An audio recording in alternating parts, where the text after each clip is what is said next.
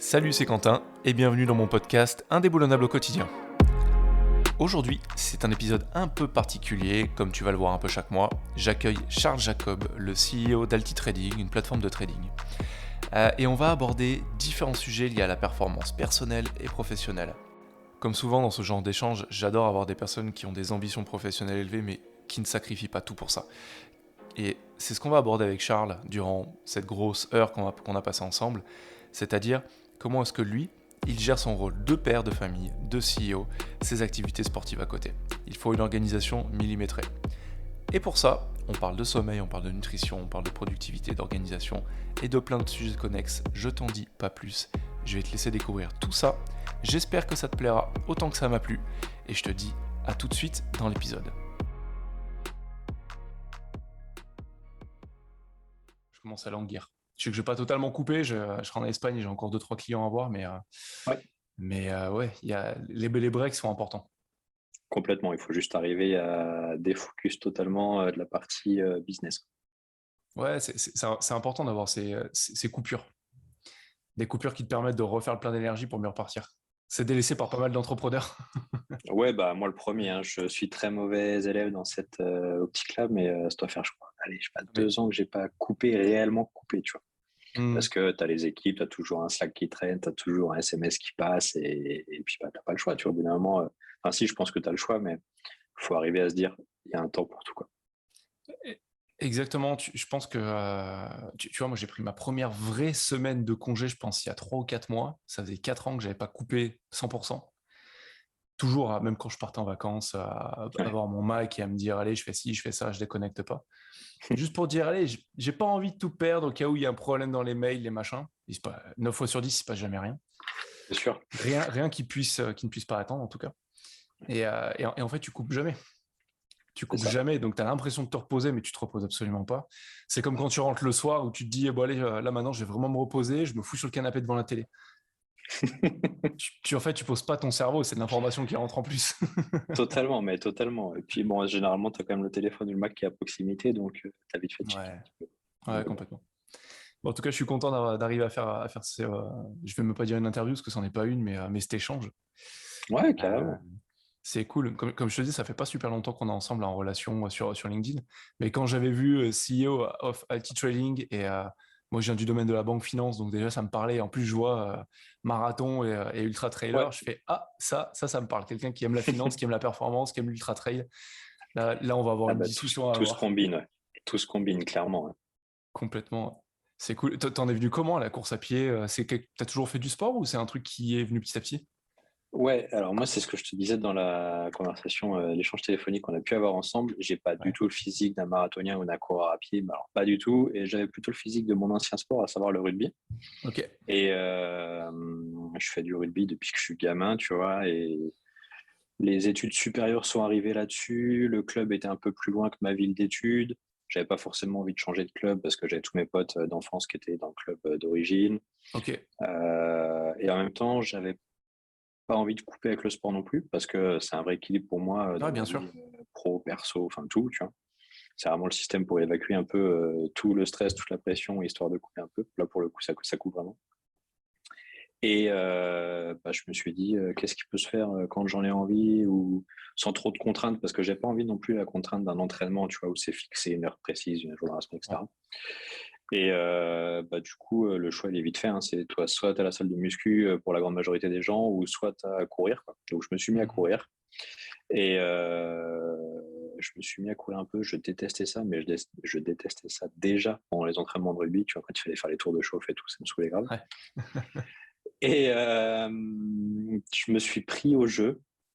J'ai commencé par un 10 km où là, je me suis dit, OK, c'est clairement pas fait pour moi. Les mecs, c'est des bourrins. Ils étaient le départ, ils sont à fond. C'est juste chaud, tu vois. Et après, bah forcément, tu continues à courir, tu continues à faire des séances de plus en plus longues, un peu plus de distance, un peu plus de durée Mhm. aussi. Et là, tu te dis, bah attends, qu'est-ce qu'il y a où tu te dis, ah ouais, il y a un semi, ah ouais, il y a un marathon, ah ouais, il y a du trail. OK, bah écoute, on va tester tout ça, puis on verra bien, tu vois. Voilà un Cool. peu mon départ dans la course à pied. Ouais. Je comprends. Je connais pas mal d'anciens rugbyman qui se sont mis à la course à pied. Ok. C'est marrant parce que le réflexe souvent de rugbyman, c'est t'as le choix entre la course à pied et la salle de muscu, bah, c'est je vais pousser la fonce. C'est ça. Parce que je sais Clairement. déjà faire et c'est C'est bien. ça. Et je connais, tu vois, même moi, je fais partie d'un club de course à pied maintenant. Comme toi, là-bas, je me suis mis au trail parce que je viens de Grenoble. Après avoir fait de la gymnastique pendant des années, des années, des années, c'est ultra rythmé. Tu as les entraînements toute la semaine, les compétitions les week-ends. Et en fait, je pense que quand tu as vécu ça pendant longtemps, tu n'as plus envie T'as plus envie, ouais. de sacrifier tes week-ends, sacrifier tes soirées aux entraînements, aux compètes. Totalement. Et le trail, pour moi, vu que j'habite Grenoble, il y avait enfin, plus maintenant, mais j'habitais Grenoble, c'était assez naturel. Tu mettais tes baskets, tu partais courir en montagne. Et, euh, et comme toi, j'ai pas du tout le physique des trailers. Je fais 1m88, 89, maintenant moins de 90 kg, mais à l'époque, je faisais 90 kg. Mm. Et, euh, et t'as cette notion de liberté que j'aimais bien dans la course à Ouais. pied, où petit à petit, tu vois, tu t'y mets, puis tu te pousses, puis tu te prends au jeu. Moi, comme toi, je détestais ça. À chaque fois qu'on devait faire, c'était des tours de gymnase pour s'échauffer. J'étais, tuez-moi, quoi. Je préfère faire des pompes, des tractions, ce que Tout vous sauf voulez, ça, ouais. mais courir, je détestais ça, quoi. Les stages de reprise à la fin de l'été, c'était ce que je détestais le plus, quoi. Ouais, On allait faire du complètement. fractionné, de la course, des footings, de la natation. Alors, putain, c'est des trucs qui me rendaient dingue. Mais, euh, mais ouais, tu vois, tout ça, c'est intéressant. Et la discussion que je voulais avoir, c'est il y a un truc que je trouve intéressant, c'est comment est-ce que tu arrives à cadrer ça? Parce que tu vois, tu disais, c'est des séances qui deviennent de plus en plus longues, Ouais. et d'autant plus quand t'es lourd. Mine de Ouais. rien, bah, tes entraînements, tes courses, ils Totalement. sont bien plus longues que ceux qui font 60 kilos. Et se dire comment est-ce que tu as mêlé ça avec l'investissement, avec ton rôle de CEO aujourd'hui? Comment est-ce que tu trouves une balance? Quel est le centre de la performance en fait, tout ça, au centre de tout ça, quoi? Bah, en fait, c'est con, mais si t'as pas une espèce de rigueur sur un calendrier que tu t'imposes plus ou moins, tu vois, j'aime pas trop le terme imposer parce qu'il y a une notion de contrainte, Mm. mais l'idée, c'est quand même de se dire, bah, je vais fractionner mes journées ou mes semaines ou mes mois avec différentes périodes de temps. Et moi, je sais que le sport, s'il n'y en a plus, il n'y a plus d'équilibre. En fait, il y a forcément de la fatigue qui va s'accumuler, il y a du stress qui Bien n'a pas sûr. été évacué, il y a une réflexion aussi professionnelle qui va moins se faire, enfin, en tout cas pour ma part, tu vois. Moi, Mm. je me rends compte qu'en courant, au bout d'un certain moment, ton esprit, il est plus à ce que tu as fait dans ta journée ou ce que tu faisais juste avant. Par Mm. contre, il t'amène un tas de réflexions qui viennent naturellement et qui t'apportent en fait du positif aussi et des réflexions, même sans le vouloir, en fait, sur le boulot. Et quand tu reviens au taf, bah, tu dis, OK, c'est cool. Mm. Maintenant, comment gérer ça? Bah, ouais, de l'organisation, tout simplement, je pense, hein. Mm. Après, moi, j'ai le rôle de papa, j'ai le rôle de CEO, j'ai le rôle de C'est ça. sportif. Il faut Mm. trouver un emploi du temps là-dessus. C'est pas toujours simple, faut pas se le cacher, hein, c'est parfois compliqué. Mais je pense que si on s'impose pas un peu de temps pour tout, c'est comme tout à l'heure ce qu'on disait, si on n'arrive pas à couper pendant les vacances, bah, au bout d'un moment, ça le fait plus non plus, quoi. Mm. Ouais, complètement. Tu vois, quand je me suis vraiment mis à m'intéresser au coaching, euh, tu commences souvent par les trucs de coaching de vie. Alors, c'est pas du tout, pas du tout ma came. Mais il y a un exercice que je trouve très vrai et très intelligent et que tout le monde devrait faire. C'est ce qu'on appelle en fait la roue de la vie du coaching. Et en Ouais, fait, c'est ça que je trouve important. C'est de te rendre compte qu'il n'y a pas que le boulot. Il y a le boulot, il y a ta famille, mais il y a aussi tes relations avec tes amis, il y a la relation complètement. en tant que mari, en tant qu'amant, mais aussi avec tes passions, tes hobbies, les trucs qui te drive. Et, euh, et tu vois, moi, avant d'être dans cet univers-là, j'étais dans la banque privée, dans la gestion de fortune. Donc tu bosses avec... c'était un peu le réflexe de mes amis de l'époque. C'était, ah, toi, tu bosses qu'avec des patrons qui sont ultra successful, qui ont réussi et tout. À chaque fois, je disais, qui ont réussi financièrement. Ouais, Parce que c'est complètement. une grosse nuance à apporter. Parce que enfin, je peux pas donner de stats, mais si tu prends une base de 100% de mes clients et des clients de mes collègues, allez, t'en avais peut-être 10% qui avaient réussi, 10-15% qui avaient réussi plus que financièrement. Et parmi ces 15%, il y en avait peut-être 5% qui avaient tout réussi, qui avaient de Ouais. l'argent, mais qui avaient la même femme, qui avaient des relations avec leurs enfants, qui prenaient des cours de pilotage ou qui s'amusaient ou qui faisaient du sport à côté. Mm. 5%, c'est pas beaucoup, hein. C'est trop peu même. C'est trop peu. Et je me souviens, tu vois, moi j'aimais beaucoup voir mes clients hors de la banque, hors de nos bureaux. Et même après, quand j'avais plus de clients directement en portefeuille, j'aimais bien les voir ailleurs, j'aimais bien les voir chez eux, j'aimais bien les voir à un café. Et tu te rends compte que quel que soit le lieu, ça parle boulot, ça parle boulot, ça parle boulot, et il y en a très Mm. peu qui ont des passions, ou quand ils disent, ouais, non, moi j'aime beaucoup le whisky, j'aime beaucoup le vin, enfin c'est des trucs clichés, hein. Je fais partie d'un club de cigares, d'un club de voitures. En fait, ok, ils ont ces passions, mais ils sont avec des dirigeants, et quand ils sont avec ces dirigeants, ils parlent que business. Par le business, ouais. C'est le risque, hein. Ouais. Et tu vois, j'ai toujours trouvé ça un peu dommage. J'ai toujours voulu m'inspirer justement des allez, 4-5% qui, selon moi, c'est ma vision des choses. C'est pas, je ne détiens absolument pas la vérité, c'est ma réalité, qui avait tout compris. Et comme toi, qui avait ce discours, bah écoute, je pense que peut-être le mot que tu cherchais, c'était de la discipline, de Ouais, l'organisation, de la totalement, discipline, c'est totalement. de se dire, j'avais bossé avec, au tout début, il y a 4 ans, quand j'ai créé ma boîte de consulting avant de faire que du coaching, je bossais avec un consultant qui a une renommée internationale dans son domaine. Et je disais, mais lui, il a 60 ans, je dis, mais comment t'as fait? Il avait toujours sa femme, toujours ses 2 filles avec qui il partait en vacances régulièrement, avec qui il avait de super relations, il bossait comme un acharné, mais il avait plutôt bien tout géré, quoi. Et il me disait, mais en fait, j'avais une règle. Il me dit, bah, c'était beaucoup plus simple à l'époque, quand j'avais 30 ans que toi aujourd'hui. C'était le boulot, il s'arrêtait au portail de ma maison. Et des fois, je passais 1 heure devant le portail de ma maison à finir des coups de fil avec mes clients, mais une fois que j'avais passé le portail, c'était terminé. Ouais, il le mettait de manière géographique, ça limite lui, quoi. Ouais, c'est ça. Et tout le monde trouve Intéressant, hein. ses limites. Mais effectivement, je pense que tu vois, il faut avoir cette discipline, comme tu dis, de dire il y a un temps pour tout. Et le but, c'est pas d'avoir de la quantité de temps avec tout le monde. Ça, je l'ai compris C'est la qualité du temps, ouais. il y a 2 ans, c'est la qualité. Il y a 2 ans, Totalement. je bossais beaucoup et en fait, je voulais accorder beaucoup de temps à ma famille, à ma fille, à ma femme. Mais en fait, j'étais pas là. Ouais, c'est ça, ouais. T'es prêt physiquement là, mais pas du tout Ouais. intellectuellement là, quoi. Et c'est où tu te dis, en fait, ça sert à rien. Autant être au bureau. C'est ça. C'est ça, exactement. Non, non, mais moi, cette Mm, réflexion-là, je me la suis vraiment mise en frontale, on va dire, au moment de la naissance de ma fille. Donc mm, en 2019, où là, je me suis dit, en fait, ouais, le boulot, c'est très bien. Ça permet de réaliser beaucoup de choses, ça permet d'avancer beaucoup de choses. Il y a pas de débat, c'est mon kiff, c'est vraiment ma passion, tu vois. Maintenant, il n'y a pas que ça, en fait. Il y a mm. aussi le bien-être, on va dire, et la réalisation de soi, mais personnelle. Et pour le coup, moi, aujourd'hui, j'ai une vraie discipline par rapport à mes enfants et ce que je veux aussi pouvoir partager, et aussi leur partager des choses, tu vois. Mais très clairement, mon grand kiff, moi, c'est d'aller chercher à la crèche ou à l'école le soir, prendre le vélo ou le triporteur, et puis on y va, tu vois. Mais c'est une Carrément. obligation. Enfin, c'est un vrai kiff que j'ai et que je ne sauterais pour rien du tout, tu vois. C'est organisé, c'est Mm, acté dans l'emploi du temps. La team, elle est au courant qu'à cette heure-là, faut m'oublier. Et ça se passe très mm. bien, tu vois. C'est juste une question aussi d'éducation des autres, en fait, et de ton environnement pour ça, hein. Ah, c'est cool. Tu parles de ta team, vous êtes combien dans vos équipes? On est une petite quinzaine aujourd'hui. Ok, c'est cool. Et Alti Trading, ça a combien de temps? Parce que je connais la plateforme, j'en avais déjà entendu parler, mais. Ouais, Alti Trading, ça a été lancé par Alexandre, donc le fondateur historique, et un ami d'enfance aussi, il y a mi-2016. Ok. Mi-2016, moi je l'ai rejoint en 2018, on était 3 à l'époque. Et puis là, on a connu une croissance vraiment incroyable, une vraie différenciation sur le marché, etc., Mhm. qui fait qu'on a une position de leader aujourd'hui francophone. Donc, c'est vraiment très, très cool. Et ce qui permet aussi d'avoir une obligation entre guillemets, de staffer la team. Mhm. Même si j'estime qu'on n'est pas encore suffisamment staffé pour toutes les missions et les super objectifs qu'on a. Mais aujourd'hui, on arrive déjà à 15 et gérer 15 personnes en plus de gérer sa propre mission, sa propre boîte, sa Bien propre sûr. famille, son propre sport, c'est déjà pas mal. Ouais, c'est sûr, c'est sûr. Et au milieu de tout ça, comment est-ce que tu trouves du temps pour faire des marathons, de l'ultra trail? Parce que comme je te dis, je fais partie d'un club et je vois l'engagement que ça implique. Et on va pas se mentir, je vois moi autour de moi, dans les personnes qui courent et qui font des on va dire, du triathlon, du marathon, de l'ultra trail, donc des trucs assez exigeants, il n'y a pas énormément d'entrepreneurs.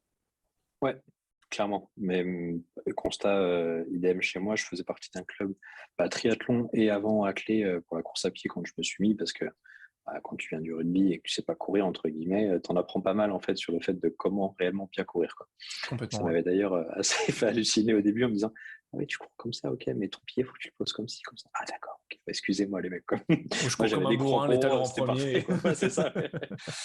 Et comment je trouve du temps, moi j'ai une préférence pour aller faire du sport le matin. au réveil, à la fraîche, donc vraiment juste au saut du lit. Donc, je me lève 6h moins le quart, je prends un petit café et c'est parti pour une course à pied, tu vois. Donc ça, tous les 2 jours à peu près, je m'impose ça et je me discipline là-dessus. Et depuis que j'ai cette routine-là, ça doit faire à peu près 6 mois que j'ai mis cette routine-là. Avant, c'était un peu en tu vois, les soirées, les sorties, je les faisais en décalé, je les faisais le soir, je les faisais un peu le midi. En fait, je les faisais quand j'avais le temps, donc entre guillemets, quasiment jamais. Et en fait, le matin, c'est une période de temps qui est assez agréable pour moi parce que déjà, donc moi, j'habite sur Angers, en plein cœur de ville. On a plein de parcs, on a plein de nature au bord d'Angers. C'est facile de s'évader, mais tu as toujours un petit moment où tu passes dans la ville, où tu reviens dans la ville pour rentrer chez toi. Et 6h du mat, tu vois, c'est le moment où la ville s'éveille. Tu as les petites lumières, tout le monde est tranquille et tout. Et ça, c'est très agréable déjà. Parce qu'en fait, tu t'éveilles ton esprit, t'éveilles ton corps, t'éveilles tout, en fait, au même rythme que la ville s'éveille. Donc déjà, il y a une petite magie, tu vois, que je vois au quotidien qui m'amuse beaucoup. C'est chouette. Et du coup, quand je rentre, il est temps de prendre le petit déjeuner avec les enfants, de prendre la douche et de partir au boulot tranquillement. Mais la tête est vidée et je suis en pleine forme, tu vois, pour partir sur la journée de travail après. Donc, ouais, moi, c'est discipline le matin. C'est marrant, tu vois, t'as dit quelque chose, alors deux choses qui me font rebondir. Déjà, ta fille, ton fils ou ta fille? Les deux, j'en ai deux, ouais. Une fille, un fils. Ok, en 2019, la mienne est aussi est de 2019. Et je pense, tu vois, tu as cette phase d'inertie où ça chamboule ton monde quand même. Tu avais ton organisation avant. Et en fait, au début, tu jongles, quoi. T'essaies de t'organiser comme tu peux, mais t'essaies de t'organiser comme tu peux, mais tu te rends compte que t'es tout sauf organisé, t'es en mode pompier, c'est-à-dire je vais arriver à tout faire, et tu rentres le soir, t'es rincé, et t'as fait la moitié des choses que t'avais prévues, et pas avec la qualité que tu voulais. Et effectivement, c'est avec cette phase d'inertie, d'apprentissage qu'au bout d'un moment, tu peux te sortir et te dire ok, j'ai trouvé ce qui convient pour moi. Ouais, totalement. Et c'est un peu aussi l'objectif de dire, chose que je fais maintenant. Tu vois, avant, je me fixais des gros objectifs, on va dire, trimestriels, semestriels, annuels, d'un côté pro et perso aussi, des choses toujours un peu plus importantes. Tu vois, je suis investisseur immobilier aussi depuis que j'ai 18 ans et à titre perso. Et ça, j'avais des gros objectifs là-dessus, etc.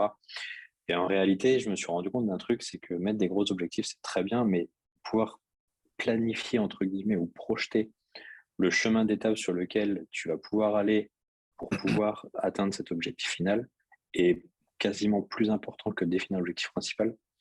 Parce que ça te permet aussi de relativiser, de te dire, ah ok, j'ai déjà réussi ça, et maintenant je vais aller juste à l'étape d'au-dessus, tu vois.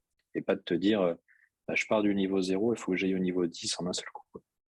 Donc ça fait partie aussi de la discipline que je mets en place, de dire, il y a un temps pour tout, mais il y a aussi une façon de faire les choses et d'aller au bout des choses. Comme dans les entraînements en fait de compétition, de travail ou autre, hein. Si tu n'as pas un plan avec des étapes précises, ça va être difficile d'être finisher le jour J, quoi. C'est hyper intéressant ce que tu dis, et je pense que tu vois, quand j'ai commencé à tourner des vidéos, à tourner des podcasts, à m'exprimer sur ce monde de la performance, j'ai commencé par déconstruire justement cette idée des objectifs. Moi, je viens du monde de la banque, de la finance, c'est de te dire, tu as ton objectif annuel, tu le découpes en objectif trimestriel, et après les gars, c'est bon, vous avez 3 mois et vous envoyez, quoi. Et après, en fait, tu as tous les employés qui disent, mais vous ne nous donnez pas les moyens, vous ne nous donnez pas les moyens, vous ne nous donnez pas les moyens, ben débrouillez-vous, vous avez la target. Ouais, c'est ça. Mais sauf qu'en fait, tu vois, au tout départ, mon postulat de base, c'était de me dire, je me suis formé à la préparation mentale parce que à cause du sport, parce que j'adorais ça, mais vraiment pour un hobby. Et je me souviens que l'école de certification par laquelle je suis passé, c'était juste pour de la préparation mentale de sportif. Et moi, j'avais passé un deal en disant, bah moi, je pense que c'est intéressant de le faire avec les entrepreneurs. Et pour ma certification, je devais avoir 3 cobayes à la fin. Et je leur ai dit, est-ce qu'on peut faire un test? Moi, j'ai pas mal de start-upers et d'amis à moi ou d'anciens clients qui lancent des boîtes ou qui ont des boîtes, et j'aimerais tester ces outils sur eux. Donc, transposer vraiment, tu vois, l'univers de préparation mentale du sport au monde de l'entreprise. Et bingo, c'était super efficace. La méthodologie pour se fixer des objectifs, la méthodologie pour gérer son stress, son anxiété, la visualisation, tous ces trucs, bon, ok. Mais les objectifs, effectivement, c'était ultra intéressant de dire, tu as tes objectifs à long terme. Tes objectifs à long terme, en fait, ils sont là pour te donner de l'énergie, pour te donner un cap. Ouais. Mais la grosse majorité des personnes se plantent par rapport à la fixation d'objectifs. Ils vont se dire, allez, je me fixe, je sais pas, je prends l'exemple du marathon, moins de 3 heures ou moins de 3h30 sur mon premier marathon. Et après, j'y vais comme un bourrin. Et le but, c'est d'envoyer le pâté le jour de la course. Il y a beaucoup d'entrepreneurs et beaucoup de personnes qui bossent en entreprise qui raisonnent comme ça. Totalement. Sauf qu'en fait, si tu y arrives, c'est cool. C'est rare, mais c'est cool. Mais si tu n'y arrives pas, quand tu te retournes et que tu regardes derrière toi, tu dis, j'ai pas atteint mon objectif. Ça fait 1 an que je m'entraîne. J'ai fait tout ça pourquoi? Ouais. Alors qu'en fait, si tu prends des objectifs intermédiaires, des paliers, et que tu vas te dire, OK, il faut que j'améliore ma nutrition, il faut que j'améliore mon sommeil, il faut que j'améliore ma foulée, il faut que j'améliore ma VO2 max. Voilà, on parle de sport pour le coup. Mais pour le monde de l'entreprise, ça peut être se dire, OK, il faut que moi, en tant qu'entrepreneur, pour être un meilleur leader, que j'acquière telle compétence, que j'arrive à mieux me gérer, à mieux gérer mes émotions pour moins impacter celles de mes collaborateurs, mais aussi que j'arrive à mieux dormir, à mieux gérer mon temps de sommeil, parce que souvent, c'est là où l'entrepreneur va taper en premier, c'est de se dire, j'ai plus le temps, donc je dors moins. C'est ça. Et ben, une fois que tu as amélioré tous ces petits trucs, si tu passes à côté de l'objectif, quand tu te retournes, tu peux pas te dire, j'ai tout foiré. Non, tu as acquis une nouvelle compétence, tu as acquis de nouveaux réflexes, tu t'es amélioré sur le chemin. Et tu sais que tu arriveras, in fine, à cet objectif parce que tu t'es donné les moyens et la discipline de le faire. Et je trouve ce raisonnement bien plus sain au final. Je suis totalement d'accord avec toi. Et tu vois, nous, c'est aussi ce qu'on essaye d'inculquer, entre guillemets, éduquer nos membres chez Alti, c'est de se dire, quand tu investis sur les marchés financiers, c'est un peu comme quand tu fais une course à pied sur du long ou que tu montes ta boîte, c'est jamais un long fleuve tranquille. Tu as forcément des marchés baissiers, des marchés haussiers, de la tempête, des marchés hyper verts ou rien du tout. Et si tu ne découpes pas tes sessions de trading en objectifs journaliers, par exemple, pour un day trader, tu peux faire un coup. Il n'y a pas de problème. Tout trader, même amateur, va faire un super coup, il va faire un peu le jackpot, il va faire all-in, il va être content. Par contre, il n'aura pas la méthode, il ne comprendra pas pourquoi il a fait ça et comment il l'a fait. Et tu peux être sûr à 99% des cas que le trade d'après est perdant, le trade suivant est encore perdant et celui d'après encore perdant. Puis après, c'est une En prophétie réalité, autoréalisatrice. Tu restes dans le trend. Quoi. C'est ça. Et si tu n'arrives pas à te mettre, pour le coup, dans le cas du trading, te mettre des objectifs journaliers, par exemple, ça va être compliqué en fait, de réaliser une performance qui soit positive, régulière et surtout récurrente sur du long terme. Et dans la vie d'un entrepreneur comme d'un sportif de haut niveau, en fait, c'est ça, tu vois. Et c'est pas pour rien que les études disent que, tu vois, sur les marchés financiers, 80% des performances d'un trader sont liées à ses émotions. Si tu n'arrives pas à analyser ça sur toi et ta session de trading et ton money management, ça va être compliqué de faire du positif. Tu vois, c'est très vrai ce que tu dis. J'ai bossé avec 2-3 traders, enfin 4 en l'occurrence. Et c'est assez intéressant parce que alors, il y avait des traders de salles de marché institutionnelles et des traders indépendants. Et tu vois, c'est comme le monde de l'entrepreneuriat, c'est comme le monde du sport de haut niveau. C'est d'ailleurs pour ça que j'étais allé bosser avec des traders dans un premier temps, parce que tu as cette obligation de performance. Et de l'extérieur, le monde voit les entrepreneurs, les sportifs de haut niveau, les traders, c'est comme un peu les golden boys qui gagnent plein d'argent, qui ont la réussite et tout. Sauf qu'en fait, ils voient que cette toute petite partie émerger. Mais le trading, c'est un métier qui est chiant à mourir. On va pas se le cacher. Tu es assis derrière ta chaise, c'est hyper. Il faut une rigueur et c'est passionnant intellectuellement. Mais voilà, tu as ta méthode, tu as ton rythme, tu as ta discipline et tu n'en sors plus après.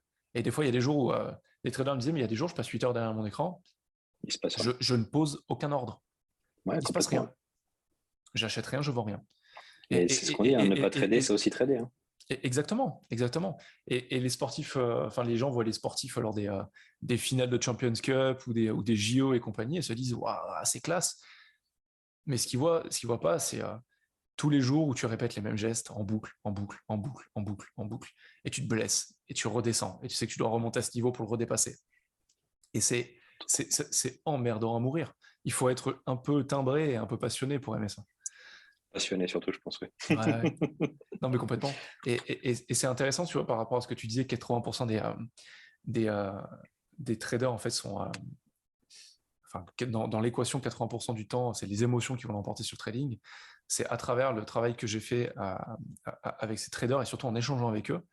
En fonction de leur niveau, je me rendais compte que tu avais jeune trader qui avait 2, 3 ans, 4 ans d'expérience, qui commençait à bien tourner, mais qui me disait, c'est marrant, parce qu'au début, tu vois, je pensais que le trading, c'était 80% de technique et 20% de psychologie. Et maintenant que ça fait 3-4 ans que je fais ça, mais comme métier, je me rends compte que c'est 50-50. Et quand je parlais à des traders qui avaient plus de 10 ans, ils me disaient, non, c'est plus un ratio 90% de psychologie et 10% de technique. Et quand tu parles avec des traders qui ont 20 ans d'expérience, ils disent non, c'est 99% de psychologie et 1% de Ouais, technique. totalement. Parce que la technique, au bout d'un moment, elle fait partie de toi.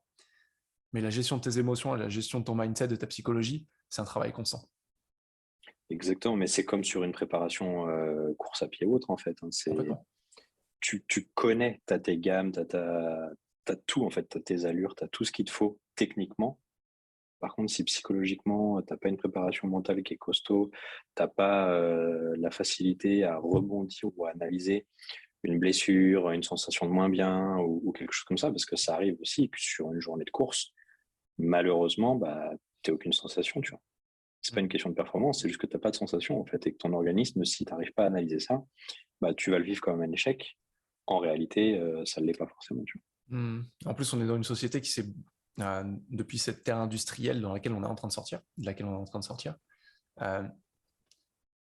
on a beaucoup mis, tu vois, le poids sur la réflexion, sur le raisonnement, sur la logique des choses, sur la rationalité. Et en plus, on vient du pays de Descartes, donc on a ce spectre du cartésianisme qui plane au-dessus de nous, surtout l'Occident. Alors qu'au final, ça nous a tellement coupé de nos émotions que la majorité des personnes ne sont pas capables de dire ce qu'elles ressentent ou de poser un mot sur leur ressenti.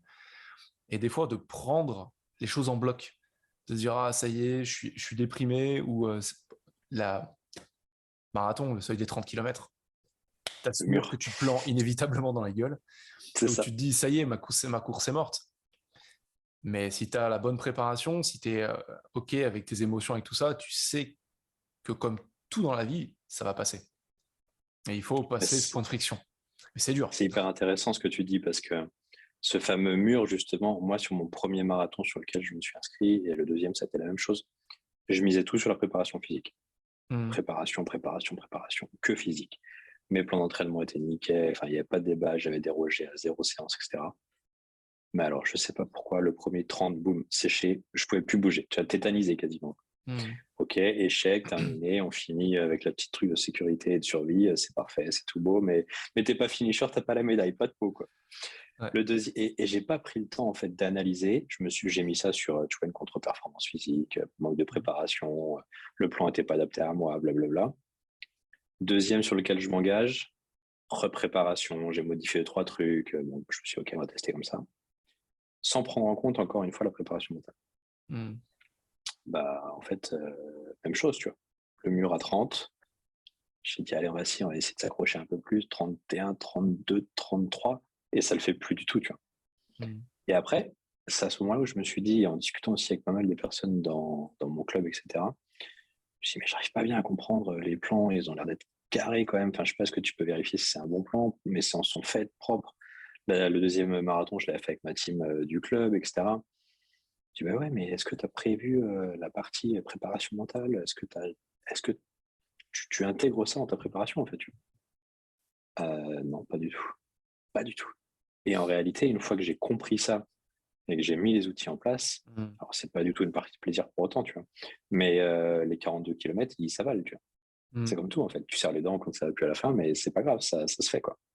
Ouais. Parce que tu es préparé psychologiquement à encaisser ce moment-là et à savoir comment rebondir dessus, tu vois. Tu sais qu'il va arriver. C'est ça. Tu sais qu'il est là, tu sais que tu vas devoir le dépasser. C'est ça. Et même les bons coureurs qui courent hyper vite, ils le prennent aussi ce seuil, mais ils sont plus rodés, donc ils le passent. Mais effectivement, c'est la visualisation. Moi, je l'utilise aussi avec des clients, avec des entrepreneurs, et c'est intéressant, tu vois, pour mieux savoir où tu vas, quand tu vas, et anticiper certains problèmes. De te dire, ok, tu t'es fixé quel objectif, tel objectif pour l'année ou pour le semestre. Ok, cool, génial, c'est hyper ambitieux, j'adore bosser avec des personnes ambitieuses. Mais t'as pensé à ce qui peut se mettre en travers de ton chemin? Non, je verrai sur le moment. Essaye d'anticiper 2-3 truc. Un minimum. Parce que s'il se pointe, au moins, tu auras, en fait, ton cerveau, le cerveau déteste l'inconnu. Fondamentalement, il déteste l'inconnu. Et ce qui est beau avec le cerveau, c'est qu'il a une énorme difficulté a fait la différence entre la réalité réelle, ce qu'on peut appeler la réalité, mais donc ce qu'on voit, ce qu'on vit, et la réalité interne. Donc en fait, tu vois, au début, je faisais du coaching en prise de parole un peu auprès de personnes, et ils étaient ultra stressés d'aller faire leur pitch. Et je leur disais, mais le premier truc que tu peux faire, c'est trouver une photo de la salle dans laquelle tu vas faire ton speech, ou encore mieux, d'aller sur place. Parce qu'en fait, ton cerveau, il n'a pas peur de la foule, il n'a pas peur de tout ça, il a peur et de l'échec et de l'inconnu.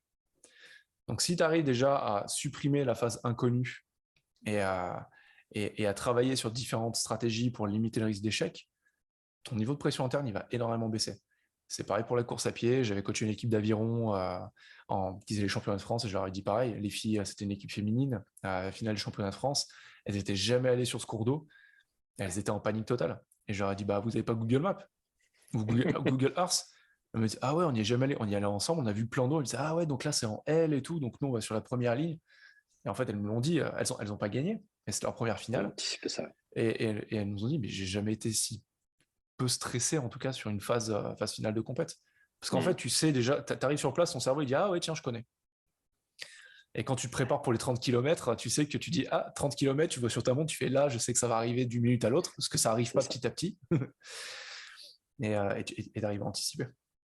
Ouais, complètement. Il faut juste savoir maintenant. Mais je pense que si tu es préparé psychologiquement, c'est comme dans tout, tu as la capacité après, en interne, à rebondir ou en tout cas trouver une solution parce que c'est déjà une solution que tu as anticipée.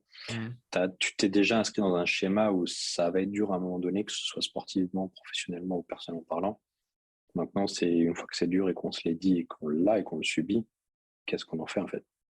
Est-ce qu'on reste là et on reste, bah non, on subit et terminé, ça s'arrête là, ou est-ce qu'on subit mais on va trouver le moyen de désubir entre guillemets et de prendre et d'être proactif et de reprendre le lead dessus, tu vois.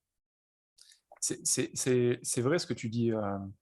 Tu vois, moi j'ai ce concept autour duquel je travaille de leadership personnel.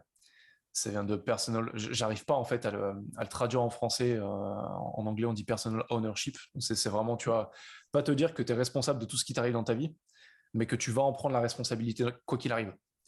Et que ça va être dur.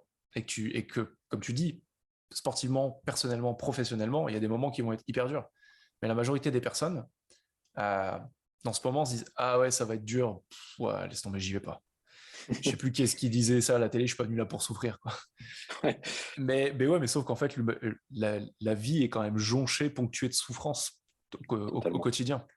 Et tu vois, je pense que on est à un stade du développement de la société où on est en haut de la pyramide de Maslow. Enfin, aujourd'hui, notre société nous fournit tout, de la nourriture au Wi-Fi. Bientôt, on aura même le Wi-Fi gratuit dans les villes, donc c'est bon, on n'aura même plus besoin d'habiter chez nous. On est tous dans cette quête, tu vois, de réalisation de soi, de développement. Et c'est dingue, parce qu'avant, c'était l'ambition d'une vie. Aujourd'hui, à 20 ans, tu te dis, ouais, je veux être réalisé personnellement à 20 piges. Et on parle tout le temps de ce bonheur, comme quoi il faut être heureux, il faut vivre heureux, il faut cette quête du bonheur. Mais il ne faut pas oublier que le bonheur, il est possible en opposition à la souffrance. Parce que s'il n'y avait pas de souffrance, s'il n'y avait pas de mal-être, s'il n'y avait pas de problème, s'il n'y avait pas de challenge dans la vie, il n'y aurait pas ces petites joies. Ouais. Il ne s'agit jamais de très grandes joies, il y en a très peu dans la vie. C'est les naissances d'enfants, des grosses réussites, mais ça se compte 3-4 fois dans une vie, sinon c'est plein de petits bonheurs. Et on est tellement focus sur « je serai heureux quand » qu'au final, on ne l'est jamais. Oui, c'est ça, c'est l'espèce d'atteinte, l'objectif là aussi d'atteindre le bonheur à un moment T. Bah, en fait, non, le bonheur, il est présent autour de nous au quotidien, il faut juste savoir le repérer aussi. Tu vois. Complètement. Moi, j'ai un vrai, et tu parlais des petits plaisirs, et c'est vraiment ça, j'ai un vrai kiff qui est totalement naze, je le reconnais, mais tu vois, c'est aller prendre un café en terrasse le matin, juste ça, c'est le bonheur pour moi, tu vois.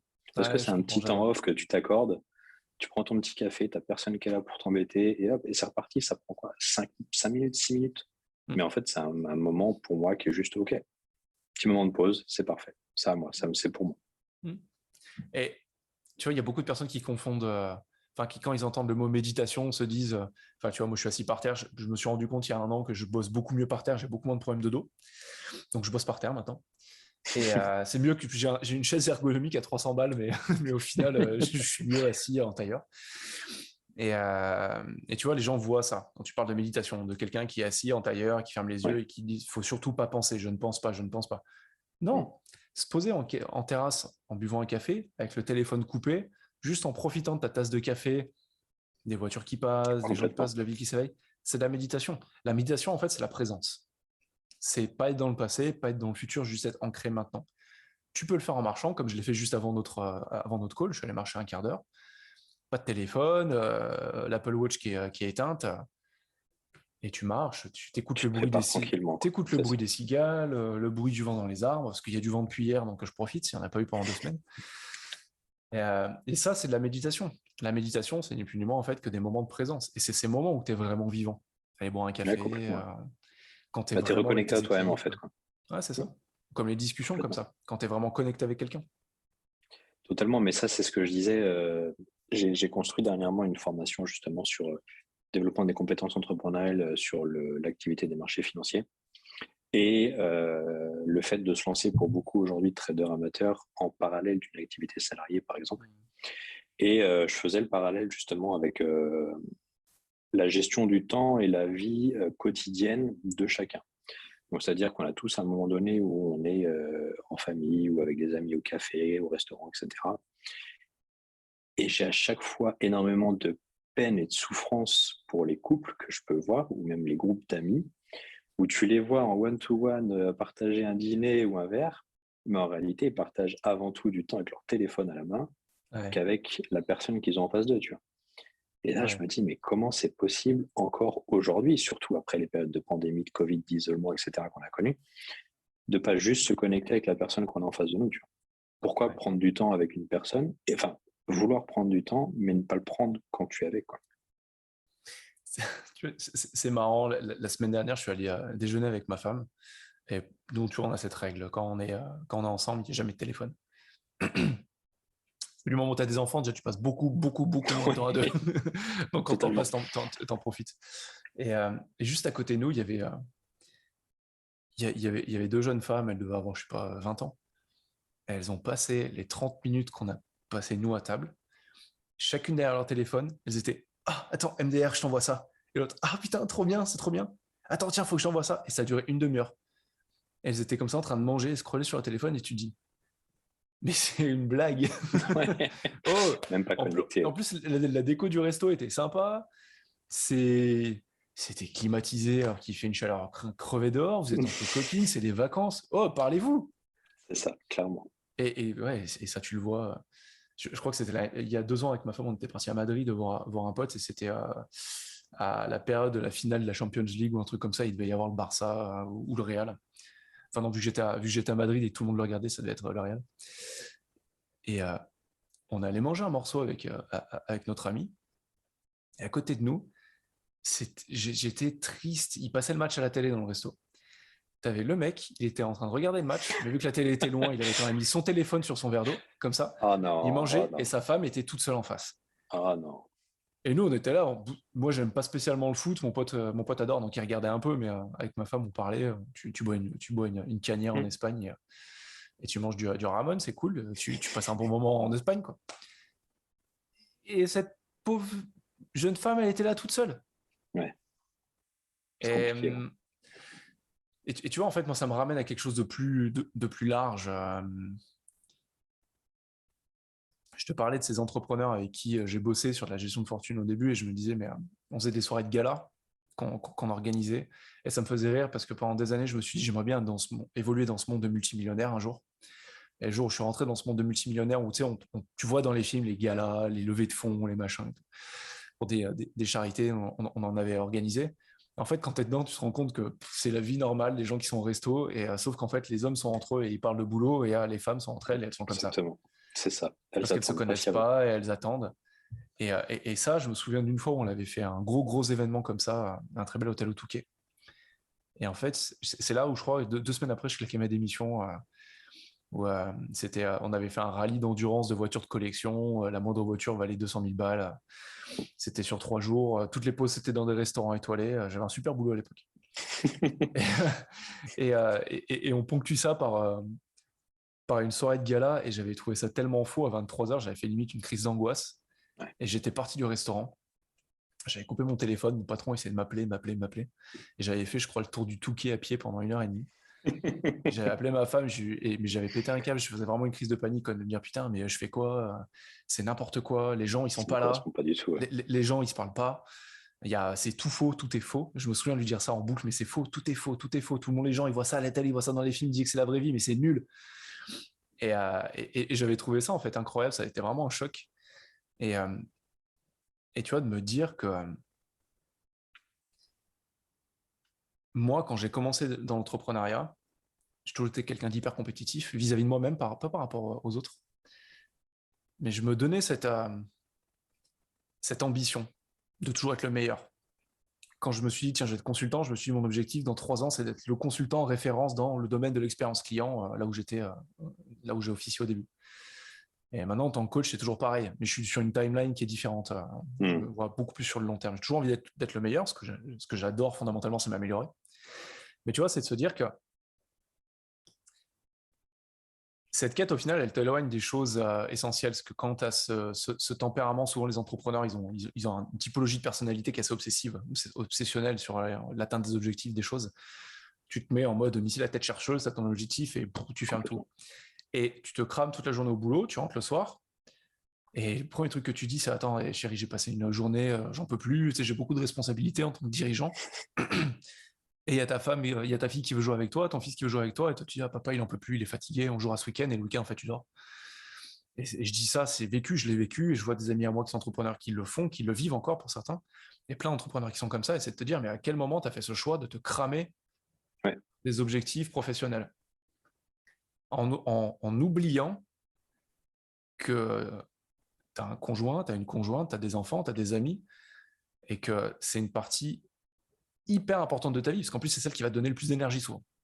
Tu as la plus longue étude sur le bonheur qui a été menée à Harvard. Elle a été, je crois, lancée dans les années 30 ou 40 et elle a duré 60-70 ans. Et c'est début des années 2010 ou début des années 2020, je ne me souviens plus, on a eu les résultats.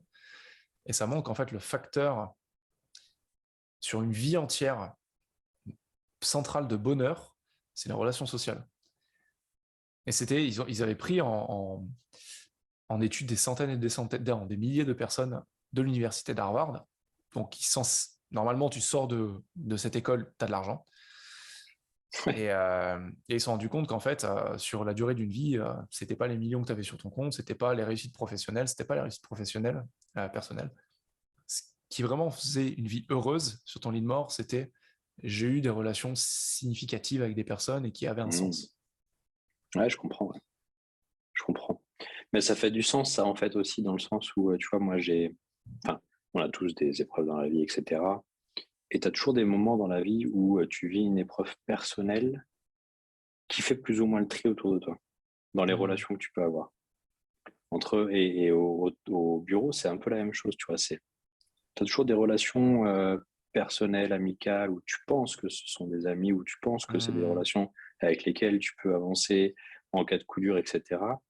Et en réalité, pas tout le temps, en fait. Et tu, parfois, gaspilles du temps avec des gens qui, en fait, sont là pas pour les bonnes raisons par rapport à toi, ce que tu peux attendre ou donner et offrir aussi à ces personnes-là, tu vois. Et ouais, ça m'étonne pas du tout que les relations sociales soient le premier pilier, ça c'est clair. Ouais, c'est intéressant. Ça me parle beaucoup ce que tu dis, parce que tu vois, quand j'ai démissionné de la banque privée, j'avais des super relations avec beaucoup de personnes et j'étais directeur des relations publiques. Ouais. Et donc, j'avais un très gros réseau entre Paris, Lille, Bruxelles. Et quand je me suis lancé en tant que consultant, je me suis dit, je crains rien, j'ai un réseau énorme. Nickel. Le 29 juin 2018, je suis plus directeur des relations publiques. 95% des personnes qui me répondaient avant, qui me faisaient la bise, qui m'appelaient Quentin, me répondaient plus. Impeccable. Et sur le coup, ça fait bizarre. Totalement, ouais, totalement. Sur le coup, tu te dis, ok, en fait, j'étais pas Quentin Villard, j'étais Quentin Villard, directeur des relations publiques de telle banque privée. Il y avait un intérêt, quoi. Une relation par intérêt, quoi. Ouais. Et même avec les collègues, hein, j'avais de très très bonnes relations avec mes collègues. Mais aujourd'hui, sur mon équipe de 30 personnes, j'ai encore des échanges avec 2 qui, eux, me donnent des nouvelles. Ouais. Et là, tu vois, moi, c'est vraiment ce que j'essaye de mettre en place aussi au sein de la boîte, c'est de se dire, on passe quand même en moyenne 8 heures avec l'ensemble des équipes sur place dans un bureau, open space ou pas, temps de déjeuner ou pas. Mais en fait, on n'est pas juste là pour se croiser, se dire bonjour et au fait, est-ce que tu as avancé sur telle ou telle mission ou est-ce que tu as les targets, tu vois. C'est ça. C'est aussi hyper important, à mon sens, de pouvoir créer un lien qui n'est pas toujours simple, de se dire on va initier et mettre en place peut-être un peu de perso dans notre relation professionnelle. Pour se dire, il va falloir quand même qu'on se connaisse, on passe du temps ensemble. Tu vois. Donc autant qu'on se connaisse, qu'on soit franc, qu'on soit qui on est réellement, pour que on puisse vivre à la fois des missions, des objectifs pro intenses et importants, mais en même temps des moments cool d'humains aussi, tu vois, parce qu'on reste des humains avant tout, quoi. Et je trouve que les points que l'on peut faire informels ou aller boire un verre après le boulot, déjeuner ensemble, etc., c'est des moments qui sont en fait primordiaux dans la réussite à la fois personnelle et professionnelle sur du long terme. Non, complètement. Tu vois, quand j'étais à Lille, je faisais partie d'une banque privée qui faisait partie du groupe BPCE, Banque Populaire Caisse d'Épargne. Et je me souviens que toutes les réunions nationales qu'on faisait tous les mois à Paris, on était pendant 5 ans, en termes de croissance, la première banque privée du groupe, Banque Populaire et Caisse d'Épargne confondues. Et tous les directeurs de banque privée venaient nous voir, parce que moi j'étais le N-1 du directeur de la banque privée, donc j'étais souvent avec lui à Paris. Et on me disait, mais comment vous faites ? Bah, on est gentils entre nous, on se tutoie, on va boire des bières ensemble. C'est ça. Non, mais ça peut pas être que ça. Bah, à peu près, fait si. Beaucoup. Si, à peu près. C'est à peu près tout, en fait. C'est on se respecte, et tu as des moments où, justement, quand on fait plein de trucs. On allait manger ensemble, on allait boire des bières, on faisait des week-ends entre copains, on s'invitait à manger chez nous. Tu as vraiment une super dynamique. Tu vois, au point où des fois, tu es dans ton bureau, t'en peux plus, t'as un de tes collègues qui passe te voir et tu dis, bah tiens, t'as une sale tronche, ça va? Ouais, non, j'en ai marre. Bon, bah viens, on va boire un café. On va boire un thé, on va boire une bière. Et tu sors, Totalement. et tu bouges, et une demi-heure plus tard, tu retournes au bureau, t'es reboosté, et tu sais que tu peux compter les uns sur les autres. Et en fait, la dynamique collective, elle est là. Ça permettait à mon boss, en fait, de poser mon boss de l'époque, de poser vraiment des objectifs ultra ambitieux, où à chaque fois qu'il nous les mettait, on me disait, non, mais t'es fou. C'est inatteignable. Mais vu qu'il y avait une bonne dynamique et qu'on était tous là ensemble, tout le monde est soudé aussi. ça avançait beaucoup plus vite et de manière beaucoup plus radicale. Totalement. Ouais, je comprends totalement. Je fais le parallèle en fait de la construction un peu des relations humaines avec la construction des étapes de vie professionnelles ou personnelles que tu peux t'infliger ou t'imposer à toi-même. Faut savoir se satisfaire des petites victoires, tu vois. Et il y a un discours qui m'amuse toujours beaucoup et en même temps qui est très vrai selon moi. Tu as dû l'entendre, je pense, le discours de l'amiral McRaven pour une remise de diplôme au Texas. Qui dit si vous voulez si vous voulez commencer à changer le monde, commencez par faire votre lit. La base. C'est hyper intéressant et constructif en fait. Tu vois, tu te lèves, tu as un premier objectif, c'est de faire ton lit. Tu l'atteins, tu le fais ce putain de lit. Mais en fait, tu as déjà réalisé quelque chose pour toi. Et tu le fais bien. Et tu le fais bien. Et ça veut dire que tu as déjà une réussite au début de ta journée. Donc forcément, ça va entraîner du positif et quelque chose de constructif. Ouais. Mais dans les relations humaines, c'est pareil. Il n'y a pas besoin de faire des grands séminaires, d'aller en voyage à l'autre bout du monde avec l'ensemble de la team. En fait, juste boire une bière au coin de la rue et déjeuner ensemble un midi, ça te permet de construire déjà énormément. Tu vois. Complètement. C'est très drôle ce que tu dis parce que chez moi, c'est un peu bizarre. Tu vois, moi, je me lève le premier. Et ce qu'on fait systématiquement, c'est que ma femme, elle se lève un peu plus tard. Quand elle se lève, on aère le lit, on ouvre les fenêtres. Je suis le premier à refaire le lit, je refais le lit. Et je sais qu'elle va repasser 10 minutes après, elle va refaire le lit. Parce que tu sais, on est tous les deux, on se dit, comme tu viens de le dire, on se sent bien après. Première chose. De dire, totalement. Tu laisses ta chambre, c'est nickel. C'est et propre, quoi qu'il se passe, le soir, tu arrives dans ta chambre, elle sera nickel. Et tu sais, au moins, j'aurais fait ça. Totalement. Tu as la satisfaction de l'avoir fait au début de ta journée. Et en même temps, quand tu vas te coucher le soir, tu es satisfait parce que ta chambre est propre, nickel. C'est ça. Tu finis sur deux choses positives, quoi. Tu commences et tu finis dans le positif. Important. Ouais. C'est vraiment intéressant. Tu vois. Toi, la discipline, elle prend quelle place dans ta vie ? Comment est-ce que tu t'organises ? Que tu dis, tu te lèves tôt, tu prends un café, enfin, tu te lèves tôt, tu vas courir, tu prends un café, tu vas au boulot. Ouais. Tu travailles combien de temps dans la journée ? Est-ce que tu privilégies la quantité, la qualité ? Est-ce que tu bosses tous les jours ? Ça dépend. Alors, jusqu'il y a encore peu, je bossais quasiment tous les jours. C'est ce que je te disais au début. J'avais du mal à couper, même en vacances, etc. Sans parler de bosser énormément de temps, tu vois. mais toujours de checker un mail enfin, en fait, ton esprit, il est jamais off. Et là, aujourd'hui, je m'astreins quand même à faire ça de plus en plus parce que, en fait, j'ai aussi besoin de trouver un équilibre et une discipline par rapport à tout cet écosystème-là. Tu vois, c'est aussi un écosystème personnel de dire, et je t'en parlais lors de premier échange téléphonique, il manque deux choses aujourd'hui. Une discipline de nutrition et une discipline de sommeil.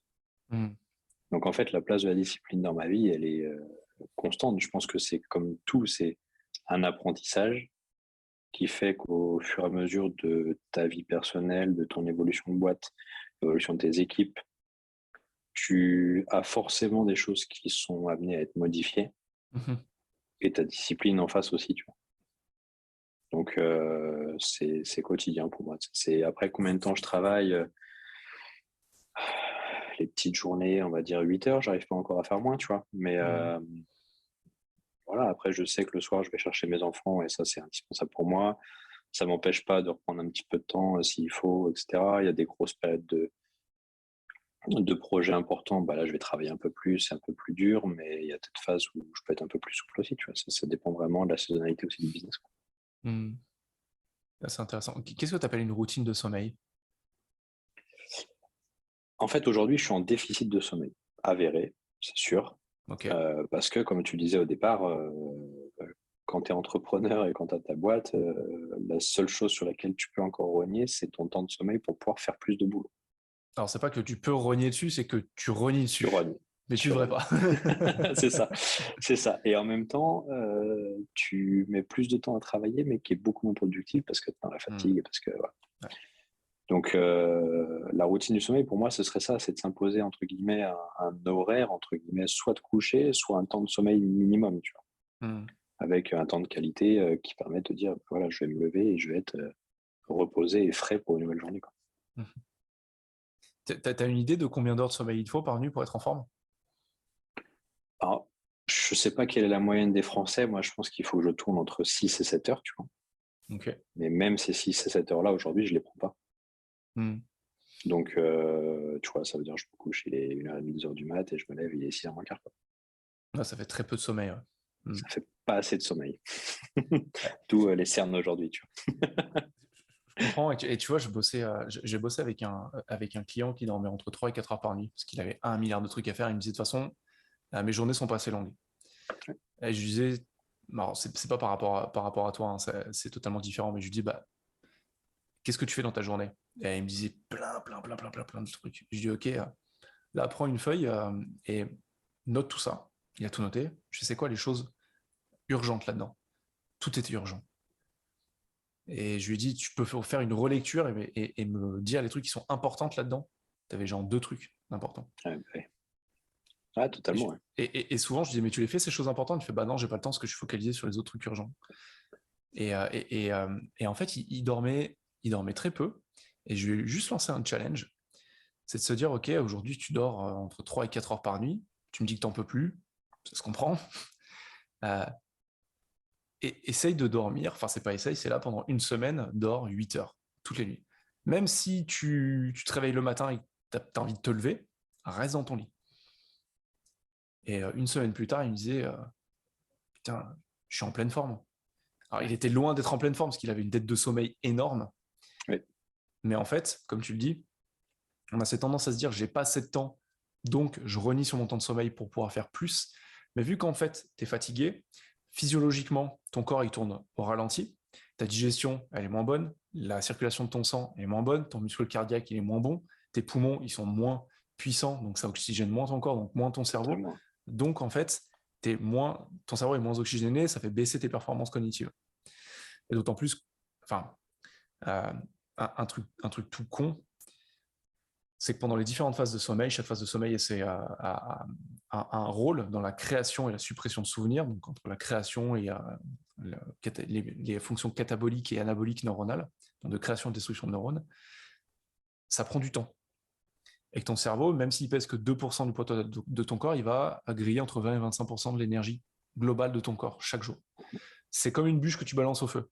Ça crée des cendres, ça crée des déchets, notre cerveau il crée des toxines, et c'est ton système lymphatique qui a pour rôle de supprimer ces toxines, et il faut entre à peu près 7 et 8 heures pour éliminer la totalité des toxines de ton cerveau. Donc en fait, quand tu dors pas ces 7-8 heures, tu pars sur un cerveau qui n'est pas propre, entre guillemets. Ouais, forcément. Donc, forcément. qui est un peu enrayé. C'est un peu comme si... Oula, j'ai mis les mains dans mon fil. Comme si tu emmenais jamais ta voiture au contrôle technique et que tu roulais sur un moteur qui est tout encrassé. Il a moins de puissance. Et il peut claquer à n'importe quel moment. Totalement. Ouais, c'est intéressant. C'est intéressant et tu as un parallèle qui est assez intéressant à faire aussi avec justement les missions, comme tu disais, les objectifs entre guillemets, que la personne faisait entre les urgences et le degré d'importance.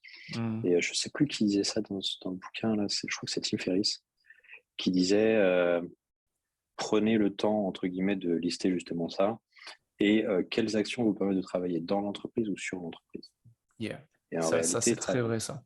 Travailler dans l'entreprise, pour beaucoup de dirigeants, il y a une grosse partie qui doit être déléguée et qui peut être déléguée. Complètement. Par contre, le temps important, comme la personne avec qui tu travaillais, c'est les deux choses les plus importantes et primordiales à faire n'étaient pas faites parce que grignoter du temps par les autres. Tu vois. Donc, l'idée, c'est de se focus sur qu'est-ce qui va faire que l'entreprise va avancer plutôt que opérationnellement parlant, je vais mettre les mains dedans au quotidien, mais je ne vais pas faire avancer le bateau. Tu vois, ce qui était intéressant avec ce client, c'est qu'il avait une grosse propension à tout contrôler. Et en fait, cette propension à tout contrôler, ça lui faisait faire des tâches, je ne sais pas, qui lui auraient peut-être coûté 100 € de l'heure à externaliser, alors que quand j'avais fait valoriser lui son temps, son taux horaire, il tournait à 1500, 2000 €. Ouais, et je lui disais, en fait, tu sais, aujourd'hui, par rapport à ce que tu génères en business sur ta boîte, le salaire que tu te verses, le dividende que tu te verses, la valorisation de ta boîte, tout ça, si ton taux horaire, c'est 1500, 2000 €, tout ce qui est en dessous, tu n'es pas censé le faire. Tu dois faire ton rôle en tant que CEO, c'est de faire en sorte que ton temps crée de la valeur. Totalement. Et si vérifier les tableaux Excel de tes collègues, ça rentre dans ton temps de travail, c'est pas normal parce que ça apporte pas de valeur à la boîte. En plus, ça les fait sentir comme des merdes. Ouais, non, mais c'est sûr, complètement, totalement vrai. C'était une super discussion, Charles. Merci Quentin. Ouais. Super échange, franchement. Ça va dans la continuité de l'échange pour moi téléphonique qu'on avait pu avoir où on ne se connaissait pas du tout. Il y avait eu un échange, peut-être de 2-3 messages sur LinkedIn, etc. C'est ça. Mais ça fait partie des sujets du quotidien pour moi, pour toi et pour beaucoup d'entrepreneurs, je pense aujourd'hui, de se dire il doit y avoir un équilibre pro-perso qui doit être mis en place. Il doit y avoir un équilibre pour nous, entre guillemets, par le sport aussi, tu vois. Et le parallèle entre un investisseur, un entrepreneur et un athlète de haut niveau, en fait, il est très, très proche, ce lien-là. Et il y a beaucoup de choses à mettre en place, à la fois dans la vie pro et perso. Il y a des belles choses à mettre en place. Ouais, complètement. Tu vois, on est dans ce monde qui va à 3000 à l'heure et qui fait qu'accélérer constamment. Et il y a encore cette idée de la... En anglais, ils disent la hustle culture. Donc, c'était tout le temps en train de bosser. Et c'est un peu comme si tu avais un badge d'honneur. C'est-à-dire de dire, pendant longtemps, je me souviens, quand je bossais souvent à Paris, à chaque fois que j'allais voir un pote parisien, moi j'étais là-bas qu'en déplacement, c'est comment ça va en ce moment ? Je suis sous l'eau. et j'ai l'impression qu'on disait ça, genre, tu sais, c'est un statut social, quoi. C'était un mec sous l'eau, donc t'es quelqu'un d'important, donc t'as ta place dans la société parisienne. C'est ça. Et je disais, c'est nul ça. Parce que ça fait 6 mois que je te vois, 6 mois qu'à chaque fois que je te vois, tu me dis que t'es sous l'eau, enfin, un moment, quand est-ce que tu respires ? Et effectivement, je dis pas que c'est facile. Je dis pas que c'est facile. L'organisation, travailler sur tout ça, ce sont des choses qui demandent du temps et il faut le prendre. Mais tu vois, tu parlais tout à l'heure de l'importance pour toi d'aller courir parce que ça te faisait percuter des choses différemment. En fait, l'esprit fonctionne d'une certaine manière qui fait que quand tu as une pensée qui tourne en boucle et que tu es focalisé sur celle-là, elle a tendance à gonfler. Et en fait, si on prend l'image d'une route, elle va bloquer cette route. On va l'appeler la route de l'information. Et ça ne laisse plus de place à des pensées plus fraîches, à des pensées nouvelles, de pointer le bout de leur nez et de dire tiens, mais regarde, moi j'ai la solution. En fait, ton projecteur, il est braqué sur l'image, sur l'idée, la pensée que tu as, et tu as l'impression qu'il n'y a que ça qui existe. Ouais. Et ce qui est intéressant, c'est que quand tu vas sous la douche, quand tu vas marcher, quand tu vas courir, quand tu vas dans la nature, quand tu es en vacances, ces pensées, elles ont tendance en fait à dégonfler, et l'embouteillage de l'information a tendance à circuler, il y a plein de nouvelles pensées qui arrivent, et c'est là où tac, tac, tac, ça se connecte. Hyper important, hyper intéressant, totalement. Arriver on revient en fait au mot, je pense, qui peut concrétiser un peu cet échange, c'est la discipline et la méthodologie, tu vois, Complètement. Un temps pour tout et une manière de faire qui permet d'optimiser, que tout ça soit fluide. Complètement. Tu vois, mon père disait, je crois que c'est, mon père m'a sûrement appris plein de trucs, hein, mais il m'a appris surtout une chose qui, pour moi, m'a marqué, c'est, je le revois sans cesse me dire, chaque chose en son temps, Quentin. Depuis que je suis gamin, parce que j'avais tout le temps, je suis quelqu'un d'hyperactif et je faisais tout le temps plein de trucs à la fois. Ouais. Mais je pense que c'est un truc qui est profondément ancré en moi maintenant. C'est non, je fais ça et pas autrement. Ah, mais t'es pas capable de multitasker. Ouais, mais personne n'est capable de multitasker. C'est juste une En sensation. réalité, non. Totalement. Quand tu fais un truc, tu le fais à 100%. Et tu seras 100% sur le reste, pas 50 et 50. Ouais, c'est vrai, c'est très vrai. Cool. Merci pour cet échange, Charles. Merci, Quentin. Bah, je te souhaite une bonne journée et à très bientôt. Ouais, merci, à bientôt. Salut. Au revoir. Ciao. Si tu as retiré une idée de cet épisode, je t'encourage vivement à passer à l'action et à la tester dans le monde réel. C'est tout ce qui compte à la fin. Tu peux aussi m'aider à promouvoir ce podcast en lui mettant 5 étoiles. Et si tu veux aller plus loin, je t'invite à lire mon livre Indéboulonnable, stratégie pour renforcer son esprit et son mental. Ou bien à te rendre sur mon site internet quentinviard.com où tu trouveras différentes ressources offertes, comme mon training de 7 jours, Devenir indéboulonnable, pour optimiser ta productivité, ta concentration, ton stress et ton efficacité en général. En attendant, je te souhaite une merveilleuse journée.